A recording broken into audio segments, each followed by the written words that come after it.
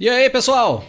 Tudo bem com vocês? O primeiro match point da temporada de 1987, onde 3 pilotos ainda tinham chance de conquistar o título mundial. E um clima bom demais entre os dois companheiros na Williams e os principais postulantes ao título mundial para aquela decisão de campeonato ali no final do ano. O Grande Prêmio do México de 1987. Essa é a nossa história de hoje.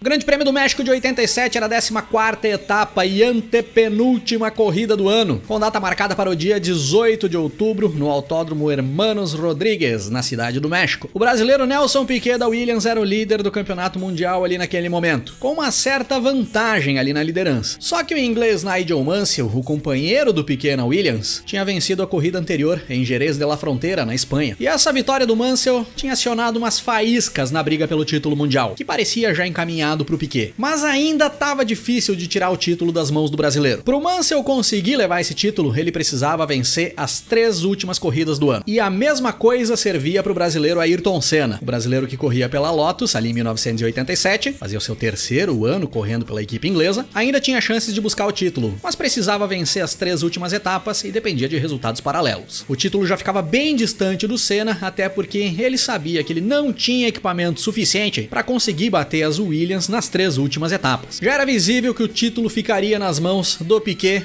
ou do Mansell. O Piquet podia levar o título ali mesmo, no México, mas para isso ele precisava buscar bons pontos, até porque pela regularidade do Piquet no decorrer da temporada, ele teria que descartar pontos, e qualquer resultado intermediário do Piquet que rendesse poucos pontos, provavelmente seria descartado. Ele precisava somar no mínimo 5 pontos a mais que o Mansell e que o Senna. Moral da história, o Piquet não pensava em outra coisa que não fosse a vitória. Com o Mansell tendo que vencer de qualquer jeito para se manter vivo na briga pelo título, o inglês, daquele jeito dele, resolve andar tudo que dava e mais um pouco nos treinos classificatórios. Só que com esse ritmo aí alucinado do Mansell, ele acaba dando uma balroada no treino da sexta-feira que quase deixa o Mansell fora do Grande Prêmio. O inglês bate muito forte na saída da peraltada, chega a sofrer algumas contusões com a pancada, mas consegue se manter no páreo, a ponto de entrar no carro no sábado e buscar mais uma pole position. Mansell largando na ponta na corrida no domingo. Detalhe que era a 15ª vez consecutiva que o Mansell largava em uma primeira fila na Fórmula 1, o que era um recorde ali pra época. Quem fica com a segunda posição pro grid de largada é o austríaco Gerhard Berger da Ferrari. A Ferrari vinha rendendo muito bem ali no Hermanos Rodrigues, e o Berger já tinha o histórico de ter vencido ali no ano anterior, ainda correndo pela Benetton. O Nelson Piquet ficou com o 3º posto e reclamou demais porque a Williams não levou para esse grande prêmio a suspensão ativa. A Williams vinha desenvolvendo a suspensão ativa ali no decorrer de 87, utilizou em algumas etapas, mas optou por não levar ali pro México. Segundo a equipe, era por questões logísticas. Segundo outras bocas, era porque o Mansell não tinha se adaptado com essa suspensão. Na 4ª posição, o belga Thierry Boutsen com a Benetton, e mais um ano ia rendendo muito bem ali no México. Em 5º, o francês Alain Prost com a McLaren. Em 6º, o italiano Theo Fabi, companheiro do Boutsen na Benetton. E em 7º, o Ayrton Senna com a Lotus. O Senna que brigava para largar lá na frente, ali na primeira fila, mas também deu uma pancada na peraltada no treino do sábado e teve que se contentar com o 7º tempo. Senna chegou a sair grogue do carro após a pancada. Pro domingo, muita preocupação em relação ao desgaste de pneus, visto que no ano anterior os pneus Goodyear não duravam 10 voltas. Tanto que quem venceu a corrida foi o Berger, de Benetton,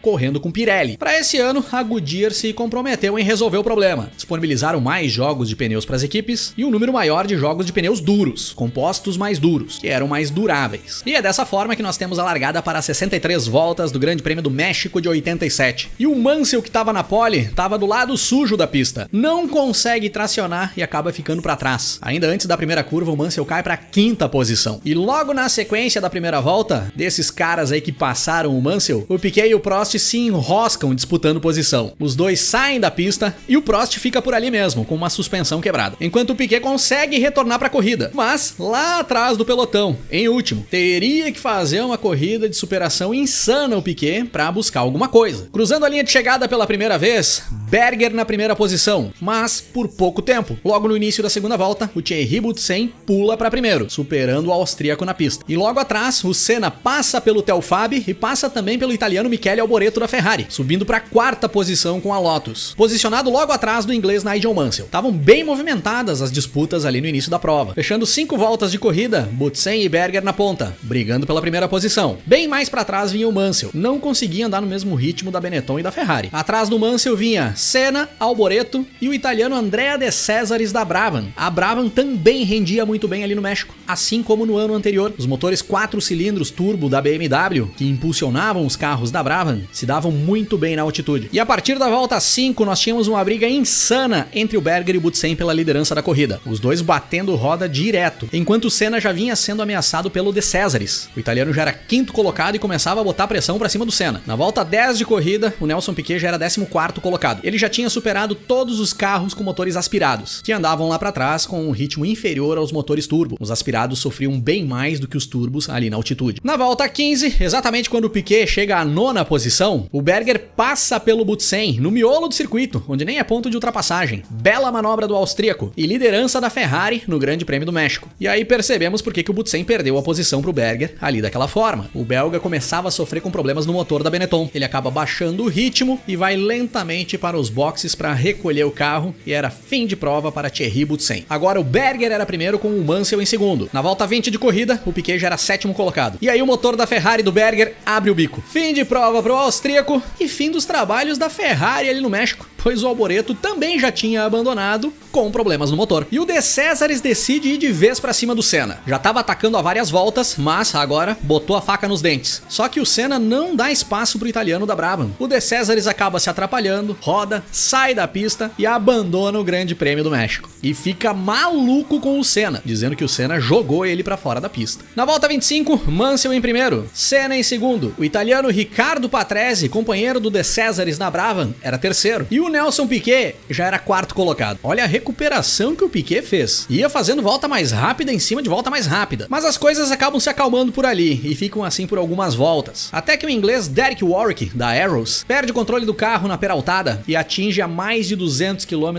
por hora a barreira de pneus. Uma pancada absurda do Warwick. Chegou a ficar atordoado após a batida, mas não sofreu nada de grave, ainda bem. Só que a direção de prova precisou interromper a corrida, pois o carro se desintegrou com a pancada e ficou muita sujeira na pista, em um ponto perigoso. Aí teríamos nova largada. E naquele tempo tinha aquela confusão de manter as diferenças que os pilotos tinham um para o outro na pista antes da prova ser interrompida. O Senna, por exemplo, que era 2º colocado, no momento da interrupção da prova, ele estava ali uns 40 segundos atrás do Mansell. Na relargada, ele largaria ali logo atrás do Mansell, na primeira fila. Porém, essa diferença de 40 segundos virtualmente seria mantida para a contabilização dos resultados oficiais da prova. Para o Senna assumir oficialmente a liderança, ele precisaria passar pelo Mansell na pista e abrir mais de 40 segundos para o inglês. Ou seja, descontar toda aquela diferença que o Mansell tinha para ele antes da prova ser interrompida. Isso aí dava uma confusão para acompanhar a posição dos carros na pista, pois a posição do piloto na pista não necessariamente era a posição oficial dele na prova. Mas enfim,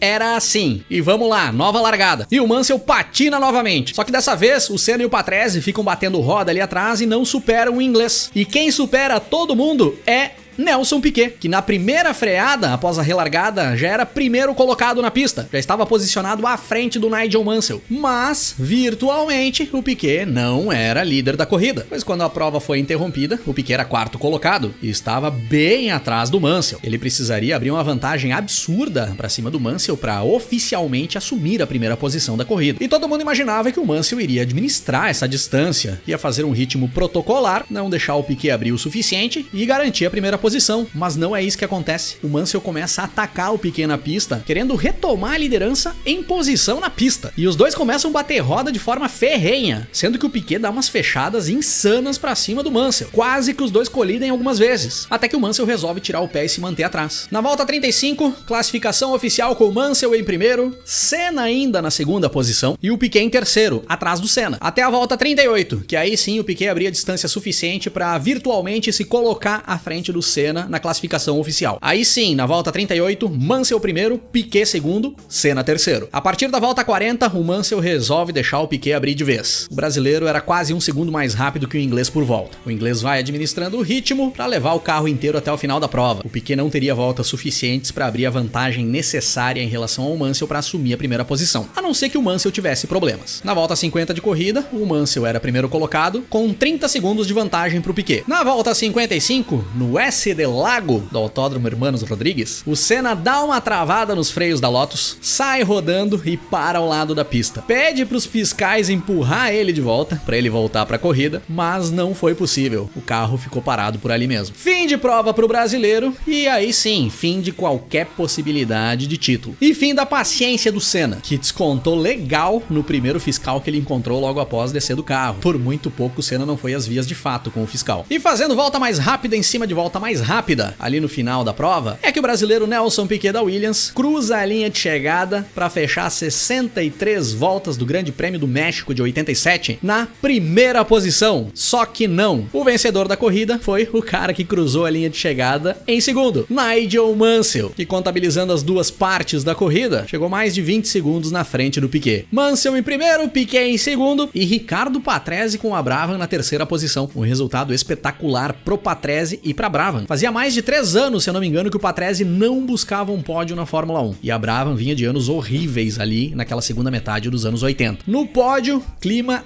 tenso entre Nigel Mansell e Nelson Piquet. Logo após a corrida, o inglês reclamou demais da atitude do Piquet após a relargada, dizendo que o Piquet foi agressivo demais nas manobras de defesa quando os dois disputaram posição na pista, que os dois poderiam ter batido e que ele achava isso uma falta de profissionalismo do brasileiro. O Piquet explodiu com esses comentários do Mansell. Disse que ele era profissional sim e que se ele quisesse causar acidente com alguém pra tirar da corrida, ele sabia como fazer, o que não foi o caso ali naquela situação. Um clima bom demais para uma temporada que se encaminhava para o final em uma grande disputa pelo título, agora aberta somente para os dois companheiros de equipe na Williams, Nigel Mansell e Nelson Piquet, que seria decidida poucos dias depois no Grande Prêmio do Japão de 87, o que é assunto para outro episódio aqui do canal.